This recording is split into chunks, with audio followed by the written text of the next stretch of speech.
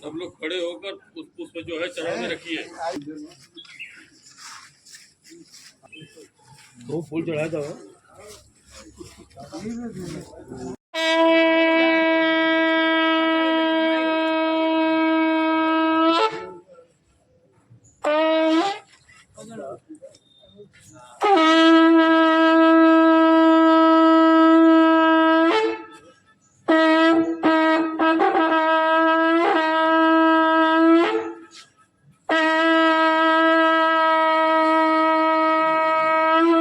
हो गया।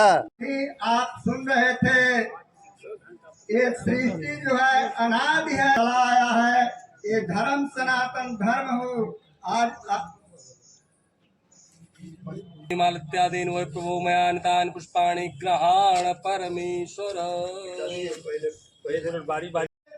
और जो है यही बात है कि हम लोग आज शंकराचार्य के वंशज में और उसके भेष में आते हैं। मथा से शिष्यम श्रुते स्मृति पुराणानाम आलयम करुणालयम नमामि भगवत्पादम शंकरम लोकशंकरम शंकरम शंकराचार्यम केशवम बादरायणम सूत्र भाष्य कृतो वंदे भगवंतो पुनः पुनः।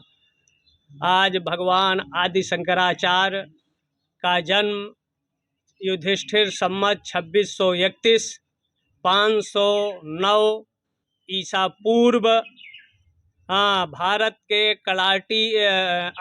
केरला के कलाटी ग्राम में हुआ था। जिनकी माता आर्यांबा पिता शिव गुरु थे, जिन्होंने पूरे भारत में विधर्मियों से शास्त्रार्थ कर उनको पराजित किया।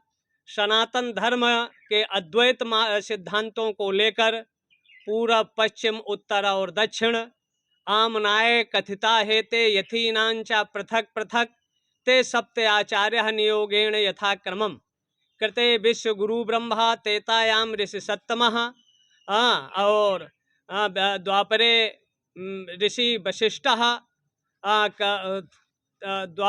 त्रेतायाम ऋषि सत्तमः।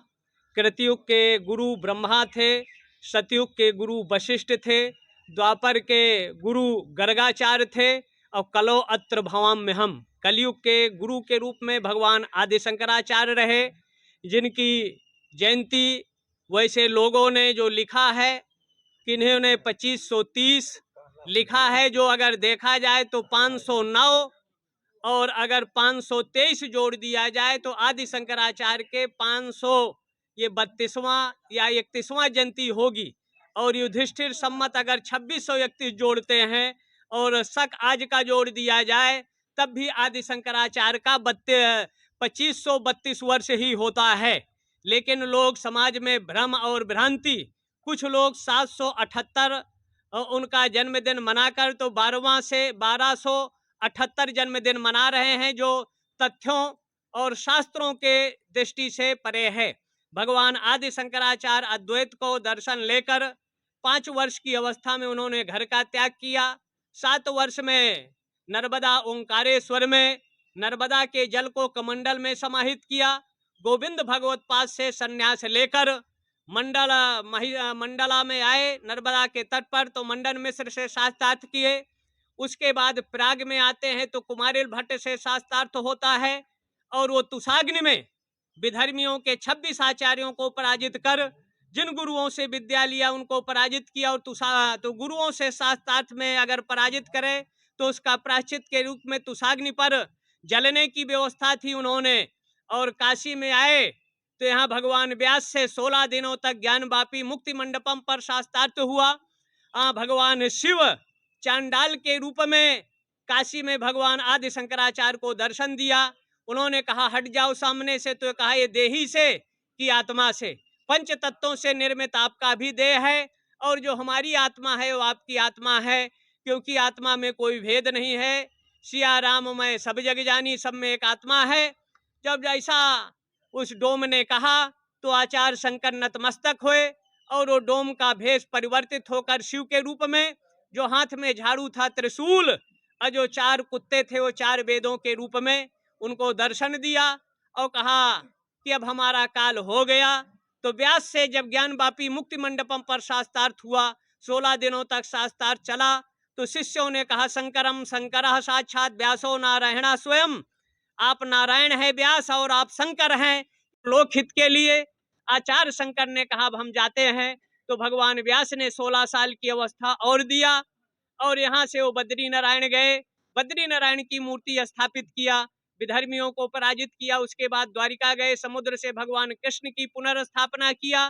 दक्षिण में समुद्र से निकालकर रामेश्वरम की पुनर्स्थापना, और समुद्र से गोवर्धन में जो भगवान जगन्नाथ की स्थापना किया। और यहाँ काशी में भी विशालाक्षी और भगवान विश्वनाथ का संस्कारित कर पंचदेव उपासना के माध्यम से अद्वैत सिद्धांतों को लेकर ब्रह्मसूत्र उपनिषद और एकादश उपनिषद और लगभग 1000 स्तोत्रों की रचना कर सनातन को पूरब पश्चिम 7 आमनाए। पूरब में गोवर्धन मठ, दक्षिण में गोवर्धन मठ का आचार बनारंड का होगा, ऋग्वेद का ज्ञाता होगा। श्रृंगेरी का आचार यजुर्वेद का ज्ञाता होगा, सरस्वती और भारती होगा। द्वारिका के नाम का जो आचार होगा आश्रम और तीर्थ होगा। और जो ज्योतिर्मठ का आचार होगा गिरि और पर्वतनामा होगा। और वो अथर्ववेद सामवेद का वहाँ द्वारिका में। और काशी का जो आचार होगा वो न्याय और वेदांत का आचार होगा। कांची का जो आचार होगा वो तंत्रों का जानकार होना चाहिए। और कश्मीर का जो आचार होगा वो सर्वज्ञ खड़ंगो धेयो वेदो गेयाश्चा 14 विद्याओं का ज्ञाता होना चाहिए। इसी व्यवस्था देकर भारत को उन्होंने 7 भागों में विभाजित किया कि विधर्मी भारत में अवैदिक मत न पनपे। उस समय उन्होंने शाक्य, पांचरात्र, कपालिक जैसे विभिन्न विधर्मियों को पराजित कर सनातन धर्म को अक्षुण्ण रखा। आज आचार्यों का दायित्व कर्तव्य बनता है कि आचार्य शंकर के जो अद्वैत दर्शन था, जिसमें लड़ाई विवाद विषाद से ऊपर उठकर राष्ट्रवाद को एक नई दिशा दशा दें। आज हम आदि शंकराचार्य का विचार आज भी प्रासंगिक है, उनको हमको स्वीकार करना चाहिए। आज प्रातःकाल चंद्रमौलेश्वर का गंगोत्री के